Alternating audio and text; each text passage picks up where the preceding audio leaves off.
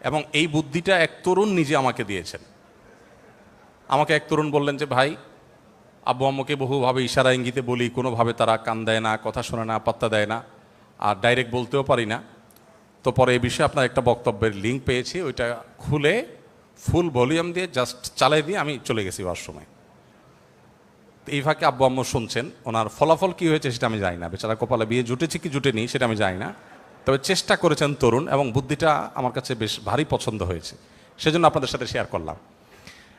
আর এর বাইরে ওই যে বললাম যে এক রেস্টুরেন্টে এক যুবক তার বাবাকে হাত ধরে আমার কাছে নিয়ে আসছে। এতটা ফ্রি যদি হন আর কোনো জায়গায় নিয়ে আসতে পারেন আমার অফিসে আফতাবনগরে, ইনশাআল্লাহ আমি সময় দেবো, আল্লাহ চাহেন তো ইনশাআল্লাহ। তবে আমাদের অভিভাবকদের এই জিনিসটা খেয়াল করা উচিত, আমাদের সন্তানদের বিয়ের উপযুক্ত হওয়ার পর তাদের বিবাহ দেওয়ার জন্য যথেষ্ট আন্তরিক হওয়া উচিত, এবং সেক্ষেত্রে সন্তানদেরও কর্তব্য আছে। আমি অবশ্য অন্য অন্য জায়গায় বলি যে বিবাহের জন্য শুধু আমার কাছে চিরকুট ধরা দিলে হবে না, বিবাহের জন্য আপনি উপার্জন শুরু করে দেন, টাকা পয়সা কামানো শুরু করে দেন। টাকা পয়সা যখন হতে থাকবে তখন বিয়ের জন্য মেয়ের বাবাদের কাছে ধর্ণা দেওয়া লাগবে না, মেয়ের বাবার আপনার পিছ পিছ ঘুরবে। অতএব শুধুমাত্র বাবার দিকে চায়া থাকবেন কেমন কথা। যুবক মানুষ, আপনি যে উপার্জন করেন, আপনি নিজে কামাই করার চেষ্টা করেন, নিজের পায়ে নিজে দাঁড়ান, যাতে করে বিবাহ করে স্ত্রীর ভরণ পোষণের ব্যবস্থা, মিনিমাম ব্যবস্থাপনা আপনি করতে পারেন। অবশ্য প্রশ্নকর্তা বলেছেন যে প্রস্তুতি হিসাবে তিনি উপার্জন শুরু করেছেন, আহারে বেচারা, তারপরও বাবা মা বিয়ে দিচ্ছেন না। আল্লাহ তালা তার এই পাষাণ বাবা মাকে, দিলটাকে আল্লাহ তালা নরম করে দিন, আমরা দোয়া করি। আল্লাহ তালা এই যুবকের বিয়ের ব্যবস্থা করে দিন, আমরা দোয়া করি। আর যতদিন ব্যবস্থা হচ্ছে না, আমিনের যে ভলিউম, মাশাআল্লাহ, আপনাদের অসহায়ত্ব এখান থেকে পরিষ্কারভাবে ফুটে উঠছে। আল্লাহ রাব্বুল আলামিন আমাদের সবার চরিত্রগুলোকে হেফাজতে রাখার তৌফিক দান করুন। একজন মুসলমানের কাছে তার চরিত্রের চাইতে আসলে কোনো কিছুই দামি বা মূল্যবান হতে পারে না। চেষ্টা আমাদের থাকতে হবে, যতদিন পর্যন্ত ব্যবস্থা না হচ্ছে ততদিন পর্যন্ত আমরা নিজেদেরকে নিয়ন্ত্রণ করতে হবে। মনে রাখবেন, যে যুবক নিজেকে নিয়ন্ত্রণ করতে পারে না সে নিজেকে কখনো ভালো মুসলমান দাবি করতে পারে না। মানুষ দুই প্রকার, একটা হলো ঢিলা মানুষ, আর একটা হলো টাইট মানুষ, নিজেকে কন্ট্রোল করতে পারে। ঢিলা মানুষ হলো যেখানে সেখানে সে দুর্বল, কাত হয়ে পড়ে, চিত হয়ে পড়ে, দুর্বল হয়ে পড়ে, যে কোনো জায়গায় হারাম সম্পর্কে, অবৈধ সম্পর্কে সে জড়িয়ে পড়ে, কোনো কিছু দেখেছে সে ঠিক থাকতে পারে না। আর শক্তিশালী যুবক, পাওয়ারফুল যুবক, স্ট্রং যুবক হলো যে যুবক অন্যায় এবং হারাম দেখার পর নিজেকে নিয়ন্ত্রণ করে, কন্ট্রোল করতে পারে। এই কন্ট্রোল করা মানুষটা হলো সুস্থ মানুষ। আর যে নিজেকে কন্ট্রোল করতে পারে না, এ তো অনেক রোগী আছে, অনেক রোগ আছে যে ডাইরেক্ট হয়ে যায়, কন্ট্রোল করতে পারে না। আর সুস্থ মানুষ নিজেকে কন্ট্রোল করতে পারে। এই জন্য যে যত বেশি তাকওয়াবান সে ততটা স্ট্রং মানুষ, সে ততটা নিজেকে নিয়ন্ত্রণ করতে পারে। এই চ্যালেঞ্জটা আমাদেরকে ওভারকাম করতে হবে। মুসলমান যুবক তো বিশ্ব জয় করবে, বিশ্ব জয় করবে যে মুসলিম যুবক, সে যদি কোনো দৃশ্য দেখে, কোনো হারাম কোনো ছবি দেখে, কোনো অবৈধ সম্পর্কে জড়িয়ে যদি সেখানে সে দুর্বল হয়ে পড়ে, নিজেকে যদি কন্ট্রোল করতে না পারে, এর দ্বারা বিশ্বজয় কীভাবে হবে? এজন্য আমাদেরকে নিজেদেরকে নিয়ন্ত্রণ করা শিখতে হবে। আল্লাহ আমাদেরকে সেই তৌফিক দান করুন। আয়েশা সিদ্দিকা বোন, আপনি লিখেছেন ইমানের স্বাদ কিভাবে পাওয়া যাবে। ইমানের স্বাদ পাওয়ার জন্য আপনি কোরআনে কারীম অর্থ সহকারে খুব ভালো করে বোঝার চেষ্টা করুন। নামাজ খুব বেশি সময় নিয়ে আদায় করার চেষ্টা করুন, এবং এই বিষয়টা এত বেশি পরীক্ষিত, আপনি আজকে থেকে শুরু করতে পারেন। আমি আপনাকে দায়িত্ব নিয়ে বলতে পারি, আল্লাহর উপর ভরসা করে, আপনি যদি 2 রাকাত নামাজে নর্মালি 3 মিনিট, 3.5, 4 মিনিট ব্যয় করেন, আজ থেকে আপনি চেষ্টা করেন 2 রাকাত নামাজে কমপক্ষে 5 থেকে 7 মিনিট ব্যয় করার, আর 4 রাকাত নামাজে 10 থেকে 12-13 মিনিট ব্যয় করার। আপনি যদি রুকুতে তাসবিহ বলতেই থাকেন, খুব ধীরে ধীরে বলেন, মহব্বতের সাথে বলেন, রুকু থেকে দাঁড়িয়ে আরও একটু রুকুতে যে পরিমাণ সময় দিয়েছেন সে পরিমাণ সময় দেন। এবার প্রত্যেকটা রোকনকে যদি আপনি খুব ধীরে সুস্থে করেন, আমার বিশ্বাস আপনি ইবাদতের স্বাদ, তৃপ্তি আপনি এটা নিজে নিজে অনুভব করতে পারবেন। আমি আমার জীবনে বহুবার আমি দেখেছি যে কোনো কারণে মানসিক পেরেশানি, দুশ্চিন্তা হচ্ছে, লম্বা সময় নিয়ে, দীর্ঘ সময় নিয়ে সিজদা রুকু করলে আল্লাহ তাআলা মানসিক প্রশান্তি দেন। মানসিক প্রশান্তির আরেকটা বড় বিশেষ দিক, বিশেষ করে ইমানের স্বাদ আস্বাদন করার একটা বড় সুযোগ তৈরি হয় তাহাজ্জুদের নামাজের মাধ্যমে। ভোর রাতে উঠেন, রাতে তাড়াতাড়ি ঘুমিয়ে পড়েন, ভোর রাতে উঠে তাহাজ্জুদ পড়েন, দেখবেন অসম্ভব রকমের এক অনুভূতি আপনার মধ্যে জাগ্রত হয়েছে। আমরা তো রাতে দেরিতে শোয়ার অভ্যাস, সুন্নাহ লাইফস্টাইল আমাদের নাই। অমুসলিম দেশগুলো যারা এগিয়ে গেছে, আপনি পৃথিবীর যে কোনো উন্নত দেশে যান, আপনি দেখবেন সে সমস্ত দেশের মানুষ, আমি যতগুলো দেশে গিয়েছি সবগুলো অমুসলিম দেশে আমি দেখেছি একটাই চিত্র, সন্ধ্যার পর পর মানুষ শুয়ে পড়ে এবং ভোরে তারা উঠে কাজ শুরু করে। আর আমাদের মুসলমান দেশগুলো, শুধু আমাদের দেশের দোষ না, মিডিল ইস্টের অবস্থা আমাদের চাইতে আরও করুন।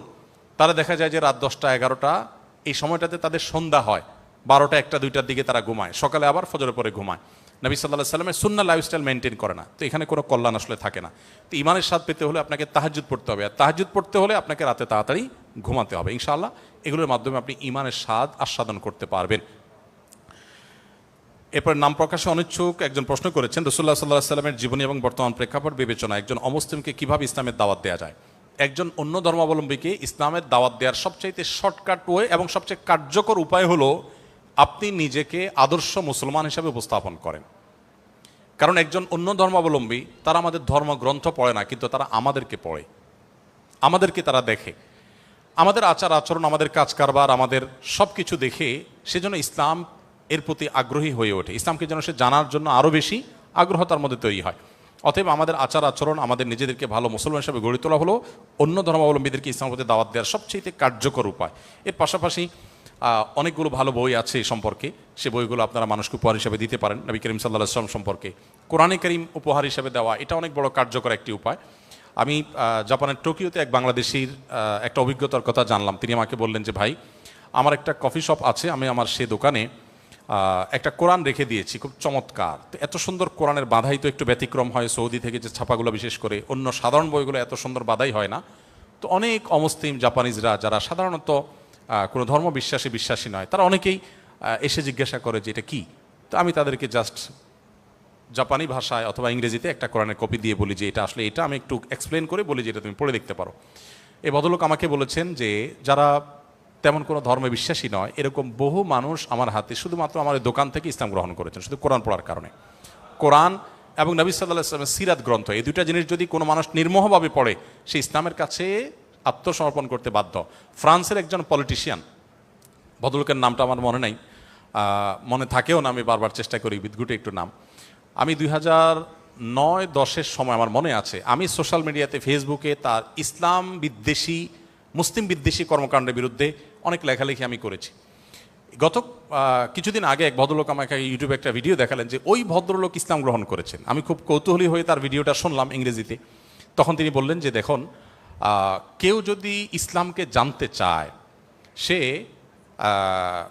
মুহাম্মদ সাল্লাল্লাহু আলাইহি সাল্লামের জীবনী এটা যদি পড়ে, তাহলে ইসলামের কাছে সে মাথা নত, নির্মোহভাবে যদি তার পুরো জীবনীটা কেউ পড়ে, ইসলামের সামনে মাথা নত করা ছাড়া তার সামনে আর কোনো পথ খোলা নেই, যদি সে ভণ্ড না হয়ে থাকে। তো এই জন্য আমি আপনাদেরকে বলতে চাই, বিশেষ করে অন্য ধর্মাবলম্বীদেরকে নবী সাল্লাল্লাহু আলাইহি ওয়াসাল্লাম সিরাতের প্রতি আহ্বান করবেন, আর তার চেয়ে বেশি আমরা ভালো মুসলমান হওয়ার চেষ্টা করব। এরপরে প্রশ্ন করেছেন নাহিদা হিমো, আপনি লিখেছেন কী ধরনের হাসি ঠাট্টা জায়েজ? অনেকে কথা বলার সময় যে গালি দেয়, বাজে শব্দ ব্যবহার করে, এগুলোতে করণীয় কি? দেখুন, কোনোভাবেই একজন মুসলমানের জন্য মিথ্যা কথা বলে কোনো হাস্যরস করার, বিনোদন করার, কৌতুক করার কোনো সুযোগ নেই। আমরা অনেক সময় দেখি যে এগুলো হয়। সোশ্যাল মিডিয়াতে কিছু ভিডিও ক্লিপ আপনারা হয়তো দেখে থাকবেন, একজন হয়তো বসে আছে পুকুরের পাড়ে, তারই কোনো একজন ফ্রেন্ড, দোস্ত তাকে এসে ধাক্কা দিয়ে ঠান্ডার সময় পুকুরে ফেলে দিয়েছে, সে পড়ে গেছে, আর হা হা করে সবাই হাসছে। আমরা এই সমস্ত ভিডিও দেখে বেশ এনজয় করি, তাই না? আমাদের নিজেদের অজান্তে আমাদের মনুষ্যত্ব কিন্তু হারিয়ে যাচ্ছে এভাবে। এটা তো আসলে কোনো আনন্দের উপলক্ষ হতে পারে না। মানুষ ফান করবে, আনন্দ করবে, কিন্তু আনন্দ করে সে মিথ্যা কথা বলবে, একজন মানুষকে কষ্ট দিয়ে আনন্দ পাবে, একটা পাখিকে, একটা পশুকে নির্মমভাবে মেরে আনন্দ পাবে, এটা তো কখনো গ্রহণযোগ্য হতে, এটা কোনো সভ্যতা হতে পারে না। আমাদের দেশে একটা খেলা বেশ জনপ্রিয়, এখনও কোনো কোনো অঞ্চলে আছে, আপনারা জানেন, ষাঁড়ের লড়াই হয়। ষাঁড়ের লড়াইয়ে যে নির্মমতা হয়, যে করুণ দৃশ্যের অবতারণা হয়, এটা কোনো সভ্য সমাজের গ্রহণযোগ্য কোনো লড়াই হতে পারে না, বাট সেটাকে আমরা অনেকে বেশ এনজয় করছি। তো এরকম অনেক খেলাধুলা আছে, অনেক বিনোদন আছে, যেগুলোতে আমরা শরিয়া বিরুদ্ধ পথ অবলম্বন করি। নবী করিম সাল্লাল্লাহু আলাইহি ওয়াসাল্লাম হাস্যরসাত্মক কথা বলতেন, কৌতুক করতেন। তিনি একবার এক সাহাবী বললেন, ইয়া রাসূলুল্লাহ, আমাকে একটা ওঁট দিবেন আপনি, আমি বাহন হিসেবে ব্যবহার করতে চাই। নবী করিম সাল্লাল্লাহু আলাইহি ওয়াসাল্লাম বলেছেন, তোমাকে আমি একটা ওঁটের বাচ্চা দেব। লোকটা বলল, হে আল্লাহর রাসূল, আমি আপনার কাছে চড়ার জন্য ওঁট চেয়েছি, আপনি বাচ্চা দিবেন, বাচ্চা ওঁটে কি চড়া যায়? নবী সাল্লাল্লাহু আলাইহি ওয়াসাল্লাম বলেছেন, যে ওঁটে তুমি চড়বা সেই ওঁট তো কোনো না কোনো ওঁটের বাচ্চা, আমি সেটা মিন করেছি। আরেকজন সাহাবীকে নবী সাল্লাল্লাহু আলাইহি ওয়াসাল্লাম ডাক দিচ্ছেন, ইয়া জাল উজনাইন, এই যে দুই কান আছেন আপনার, আপনি আসেন, হে দুই কানওয়ালা। তো এটা রসিকতা করলেন, ওনার কান তো আসলেই দুইটা। নবী করিম সাল্লাল্লাহু আলাইহি ওয়াসাল্লামের জীবনে অনেক হাস্য রস করতেন, কিন্তু সেটা কখনো মিথ্যা কথা বলে নয়। আমরা অনেক সময় মিথ্যা কথা বলে, ফান করে অনেক অন্যায় কথা বলি। নবী সাল্লাল্লাহু আলাইহি ওয়াসাল্লাম বলেছেন, রসিকতা করেও যদি কেউ মিথ্যা পরিহার করতে পারে, ওই ব্যক্তিকে আল্লাহ রাব্বুল আলামিন জান্নাতের একেবারে সেন্টার পয়েন্টে একটি প্রাসাদ, জান্নাতি প্রাসাদ দান করবেন। অনন্ত অসীমকালের জন্য সে নেয়ামত সে ভোগ করতে থাকবে। এই জন্য কোনো অবস্থাতে একজন মুসলমানের জন্য এটি জায়েজ নয়। এরপর প্রশ্ন করেছেন শফিউল ইসলাম সাকিব, আপনি লিখেছেন মুসলিমদের মাঝে বিভক্তি দূর করতে করণীয় কি? মুসলিমদের মধ্যকার বিভক্তি দূর করার জন্য আর কিছু না পারেন একটি কাজ করেন। ডক্টর আব্দুল্লাহ জাহাঙ্গীর রহমতুল্লাহ আলাইহি বলতেন যে আল্লাহ আমাকে এত পাওয়ার দেন নাই যে বহুদা বিভক্ত মুসলমানদেরকে আমি এক করে ফেলবো, এত পাওয়ার আমার হাতে নাই। যদি থাকতো আমি জোর করে হলেও তাদেরকে একসাথে বসাতাম, এক করতাম, এক হতে বাধ্য করতাম। যেহেতু পাওয়ার নাই, আমি একটা কাজ করতে পারি, সেটা হলো বহুদা বিভক্ত মুসলমানদের মধ্যে নতুন কোনো বিভক্তি যেন না হয়, আমি সেজন্য চেষ্টা করি। স্যারের এই কথাটাকে আমি আমল করার চেষ্টা করি। পারতপক্ষে সজ্ঞানে কারোর নাম ধরে খোঁচাখুচি করা, কারোর বিরুদ্ধে বিষোদ্গার করা, পাবলিকলি কিংবা ঘরোয়া মজলিসে, এই জিনিসগুলো যেন আমার দ্বারা না হয়, আমি সে ব্যাপারে খুব বেশি সচেষ্ট থাকি। আমি আপনাদেরকে উদাত্ত আহ্বান রাখতে চাই, বিশেষ করে আপনারা যারা সাধারণ শিক্ষিত ভাইয়েরা বোনেরা আছেন, আল্লাহর ওয়াস্তে ইসলামের কোনো একটা সেক্টর বা কোনো একটা গ্রুপ আপনি পছন্দ করেন, কোনো আলিমকে আপনি পছন্দ করেন, কোনো স্কলারকে আপনি পছন্দ করেন, তার অনুসারী হয়ে পাল্টা আরেকজন হুজুর, আরেকজন আলেমের গোষ্ঠী উদ্ধার করার জন্য নামবেন না। আপনারা অনেকে দেখবেন যে এটাকে সওয়াবের কাজ মনে করে যে এক হুজুরের পক্ষ হয়ে আরেক হুজুরের গোষ্ঠী উদ্ধার করলে বোধহয় বিপুল পরিমাণ সওয়াব আমার আমলনামায় লেখা হবে। কিয়ামতের ময়দানে এই লোক যখন দেখবে যে সওয়াবের জায়গায় সব গুনাহ লেখা হয়েছে, তখন তার আফসোসের কোনো শেষ থাকবে না। এজন্য ভাই, আমি আপনাদেরকে বিনীতভাবে বলতে চাই, আল্লাহর ওয়াস্তে মুসলমানদের মধ্যকার দূরত্বগুলোকে কমাবার জন্য কখনো দূরত্ব বাড়ে সেরকম কোনো পদক্ষেপ নেবেন না, সেরকম কোনো কথা বলবেন না। সমালোচনা করতে হলে নবী সাল্লাল্লাহু আলাইহি ওয়াসাল্লামের সুন্নাহ অনুসরণ করে করবেন। তিনি নাম ধরে সমালোচনা সচরাচর কোনো পাবলিক প্রোগ্রামে সাধারণত করতেন না। এমনভাবে করতেন যে কারোর কোনো মানহানি না হয়, অসম্মান না হয়। আজকাল দুঃখজনক আমরা অনেক মুসলমানরা ইসলামের কাজ মনে করে সেই কাজটি করে যাচ্ছি এবং ইসলামের প্রতি মানুষকে আরও আমরা বীতশ্রদ্ধা করছি।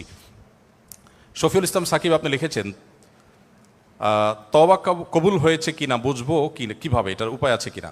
বোঝার আসলে সুনির্দিষ্ট কোনো উপায় নাই। তবে তওবা করার পর যদি আপনার অন্তরটা বিগলিত হয়, অনুতপ্ত হয়, চোখের পানি পড়ে এবং ওই পাপ থেকে আপনি ফিরে আসার সুযোগ পান, কিছু সময় আপনি ফিরে থাকেন, তাহলে আপনি আল্লাহর প্রতি সুধারণা করতে পারেন, হয়তো আপনার তওবা কবুল হয়েছে। মেজবা লিখেছেন ফেসবুক রাজনৈতিক দলের কেউ পূর্বে নির্যাতন করত, তাদের বিরুদ্ধে নাম ধরে ফেসবুকে লেখালেখি করলে গীবত হবে কিনা? যদি আপনার এই লেখালেখিটা হয় তাকে বিচার মুখোমুখি করবার জন্য, তার অন্যায় অনাচারগুলোকে তুলে ধরে যেন তার শাস্তি হয় সেটি নিশ্চিত করা যায়, সেজন্য আপনি যদি লেখালেখি করেন সে অধিকার আপনার আছে। আল্লাহ সুবহানাহু ওয়া তাআলা কোরআনে কারীমের 6 নম্বর পারার প্রথম আয়াতে বলেছেন, লা ইউহিব্বুল্লাহুল জাহরা বিস-সুই ইল্লা মিনাল কাওলি ইল্লা মান যুলিম। কোনো মন্দ কথার প্রসার আল্লাহ পছন্দ করেন না, তবে যিনি নির্যাতিত, যিনি মাজলুম, তার জুলুমের কথা সে মানুষকে বলার অধিকার তার আছে। এরপরে তানজিনা, আপনি লিখেছেন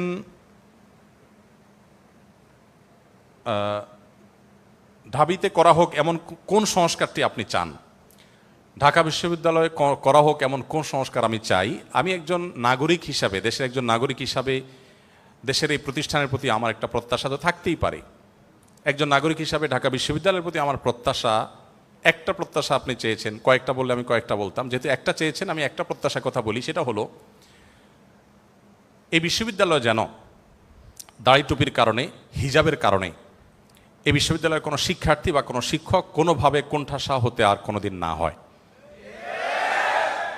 সংখ্যাগরিষ্ঠ মানুষদের চিন্তা আদর্শ এটাকে শত্রুর মতো মুখোমুখি দাঁড় করিয়ে, এটাকে পাশ কাটিয়ে এবং মুসলমানদের সংস্কৃতিকে শত্রুতার জায়গায় রেখে একটা প্রতিষ্ঠান কোনো দিন আসলে অগ্রসর হতে পারে না।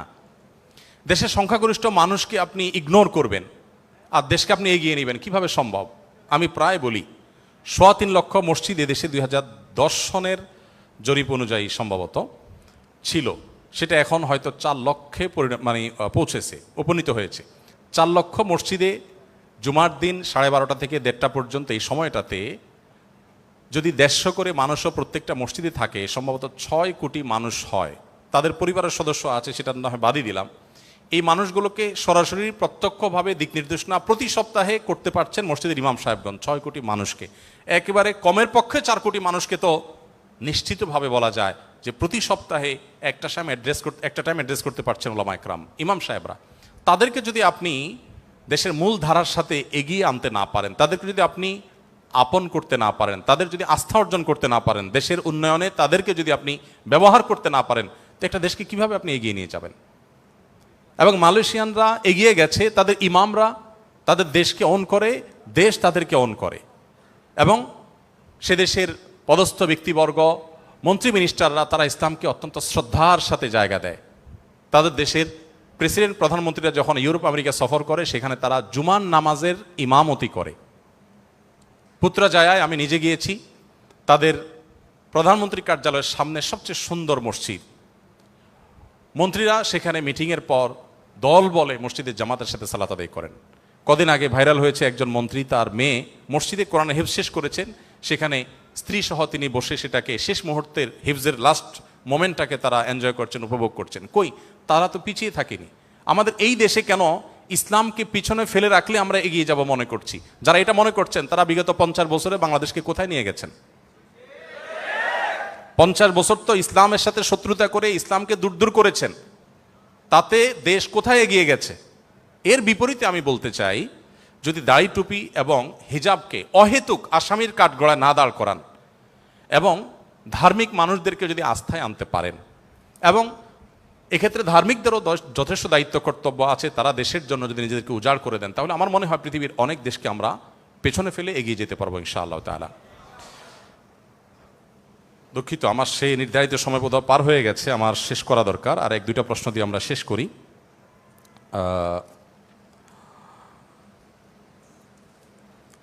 তানজিলা একাই অনেক প্রশ্ন করেছেন, আপনার প্রশ্ন এতগুলো উত্তর দেব না, একটা দিয়েছি, আমার মনে হয় এটাই থাকুক। এরপরে আমি সব প্রশ্ন মেয়েরা দখল করে আছে, ছেলেদের প্রশ্নই নেই। আলোচনা মেয়েদের পক্ষে গেলেও এখন প্রশ্ন উত্তর যদি তাদের পক্ষে যায় তো মুসিবত হবে। বৈষম্য হয়, এই বৈষম্য তো দূর করা দরকার। কি করব বলেন? আল্লাহ সুবহানাহু ওয়া তাআলা তাদেরকে এত অ্যাক্সেস, এত সুযোগ, এত কিছু দিয়েছেন। কেন দিয়েছেন? ও যে একসময় মানুষ হয়তো ইসলামের এক হাত নিবে, আল্লাহ সুবহানাহু ওয়া তাআলা তাদেরকে বেশি দিয়ে রেখেছেন সেজন্য। যাই হোক, আনিসুর রহমান আপনি লিখেছেন, হলে না জানিয়ে অনেকে ব্যক্তিগত জিনিস ব্যবহার করে থাকেন, বিশেষ করে পানি খেয়ে ফেলেন, এর বিধান কি?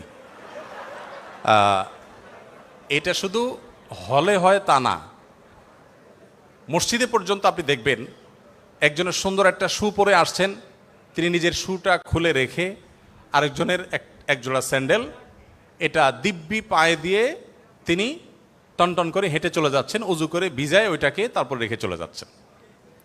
এগুলো হয় কি হয় না? এটা কোনো দায়িত্বশীল মুসলমানের কাজ না।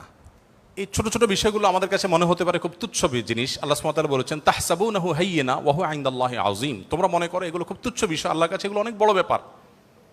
এজন্য অনুমতি ছাড়া কারোর পানি পান করে ফেলা, কারো কোনো জিনিস নিয়ে ফেলা, হলে যেরকম হয় বাইরে হয়, এই কাজগুলো হওয়া উচিত না। একজন দায়িত্বশীল মুসলমান তিনি অনুমতি নিয়ে তারপরে কারো কোনো জিনিস ব্যবহার করবেন। তবে সেই সাথে যার জিনিসের ব্যবহারের অনুমতি চাওয়া হচ্ছে তিনিও তুচ্ছ বা ছোটোখাটো জিনিসকে দিতে অপারগতা প্রকাশ করবেন না, কারণ আল্লাহ সুবহানাহু ওয়া তাআলা সে ব্যাপারেও ভর্ৎসনা করেছেন সূরা ওয়াইলুল লিকুল্লি হুমাযাতিল লুমাযা এখানে।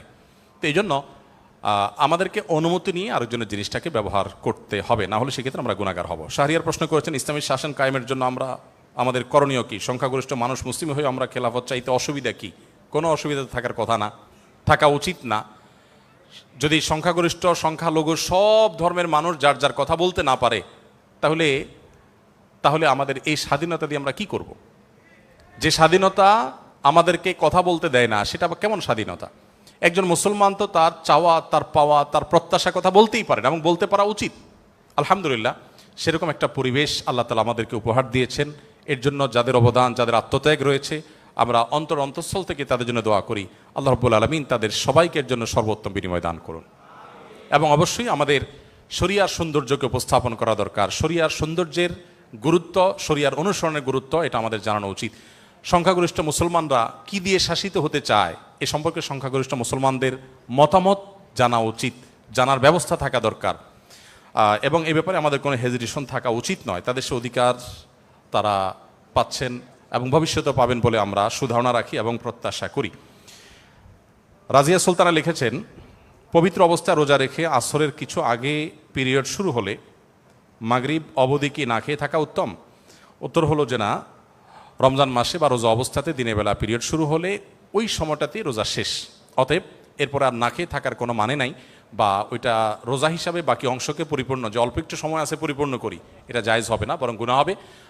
আপনি কিছু খান কিংবা না খান, আপনার রোজা শেষ হয়েছে, ভঙ্গ হয়েছে, সেটি আপনাকে ধরে নিতে হবে। শেষ প্রশ্নের উত্তর দেই। শাকিল হোসেন আপনি লিখেছেন, আমি অনেক জায়গায় শুনেছি রিজিক পূর্বে নির্ধারিত, আমার কাজ না করলেও যা পাবার তা পাবো কিনা। এই ভদ্রলোক সম্ভবত আমার মতো অলস প্রকৃতির মানুষ।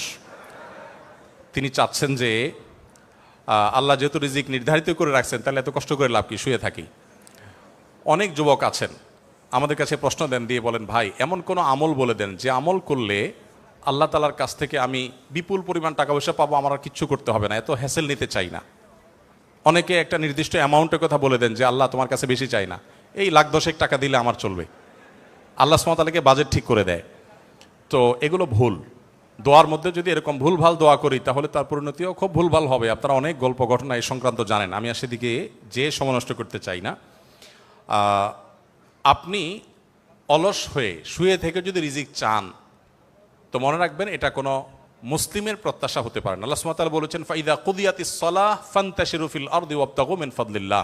নামাজ যখন শেষ হয়, আল্লাহ বলেছেন মসজিদ থেকে বের হও, ছড়িয়ে পড়ো তোমার আল্লাহর জমিনে, এবং উপার্জন, হালাল উপার্জনের জন্য বেরিয়ে পড়ো এবং হালাল উপার্জন আহরণ করে নিয়ে আসো। অতএব মুসলমান পরিশ্রম করবেন, উপার্জনের জন্য চেষ্টা করবেন, এটাই কিন্তু ইসলাম বলে। বিধায় সেই জায়গা থেকে একজন মুসলমান অলস হবে না। নবী সাল্লাল্লাহু আলাইহি ওয়াসাল্লাম দোয়া করেছেন, আল্লাহ আপনার কাছে অলসতা থেকে আমি পানা চাই। আমরা দোয়া করবো আল্লাহর কাছে। এবং সেই সাথে আরেকটি কথা বলতে হবে, তা হলো যারা মনে করেন যে বসে বসে শুয়ে শুয়ে খাবো, এরকম কোনো ব্যবস্থা হলে ভালো হতো, তারা মূলত একটা প্যারালাইসিস একটা জীবন চাচ্ছেন, প্যারালাইজড মানুষের একটা লাইফ চাচ্ছেন। কারণ এটা প্যারালাইসিস রোগীর কাজ যে সে শুয়ে থাকবে আর সব রেডি করে সবাই এনে দিবে। একজন হাত পা সুস্থ স্বাভাবিক মানুষ কখনো এটা প্রত্যাশা করতে পারে না। বাকি আপনার প্রশ্নের যে বিষয়টি আপনি ফোকাস করেছেন মূলত, যে এমন কোনো আমল বলবো যে আল্লাহ তাআলা আমাকে বসা বসা দিবে, সরি, আপনি বলেছেন যে রিজিক আল্লাহ তাআলা যেহেতু নির্ধারণ করে রাখছেন, আমার কিছু করার দরকার আছে কিনা। উত্তর হলো, যদি আপনার রিজিকে খুব বেশি কিছু বরাদ্দ না থাকে, তাহলে আপনি অলস হবেন এবং আপনার মাথায় এরকম চিন্তা আসবে, আপনি বসে থাকবেন আর রিজিক আসবে না। আপনার রিজিক কতটুকু আছে সেটা আপনার অ্যাটিটিউড এবং অ্যাটিটিউড আপনার পরবর্তী আপনার যে প্রাপ্তি, সেটা দেখে বোঝা যাবে। এজন্য একজন মানুষ তাই পাবে যা তার রিজিকে আছে। রিজিকে আছে বিধায় আমি শুয়ে থাকি, এ কথা চিন্তা করে যদি আপনি শুয়ে থাকেন, আপনার রিজিকে কিছু না আসে, তাহলে বুঝতে হবে আপনি কপাল পড়া, আপনার রিজিকে আসলে কিছু ছিলই না। আর যদি আপনি পরিশ্রমী হন, পরিশ্রম করেন এবং ভালো কিছু পান, তাহলে বুঝতে হবে যে আপনার রিজিকে এটাই ছিল। মনে রাখবেন, হবে সেটাই যেটা আমাদের রিজিকে আছে। আমাদের রিজিকে যা আছে তার বাইরে কোনো কিছু হবে না। আমরা চাইলেও হবে না, না চাইলেও হবে না। বহু মানুষ আপনার চাইতে অনেক বেশি পরিশ্রম করেছে। ঢাকা শহরে অনেকে গল্প দেয় যে আমি অনেক কষ্ট করেছি জীবনে, আজ এ পর্যন্ত আমি এসেছি, এরকম অনেকে বলেন। এই বলাগুলো অহংকার বশত হয়ে থাকে। তার চাইতে বেশি অনেক চেষ্টা করে মানুষ রাস্তা রাস্তা করে, ঠিক না ঠিক? বিধায় এটা আল্লাহ তাআলার রহমত ছাড়া কখনো হবে না। রিজিকে যা আছে তাই আসবে, কিন্তু আল্লাহ তাআলা আপনাকে বসে থাকতে বলেন। আল্লাহ বলেছেন রিজিকে যা আসবে এটা বিশ্বাস করবা, আর শ্রমের জায়গায় তুমি ঠিকই শ্রম দিবা, তাহলে রিজিকে যা আছে তাই আসবে। আর পরিশ্রম করার কারণে আল্লাহর কাছে তুমি রিজিক পাওয়ার না পাও, আল্লাহর নির্দেশ পাওয়ার কারণে তুমি সওয়াব পাবে ইনশাআল্লাহ তাআলা। জাযাকুমুল্লাহ খাইর। আল্লাহ তাআলা আমাদের সবাইকে আমলের তৌফিক দান করুন।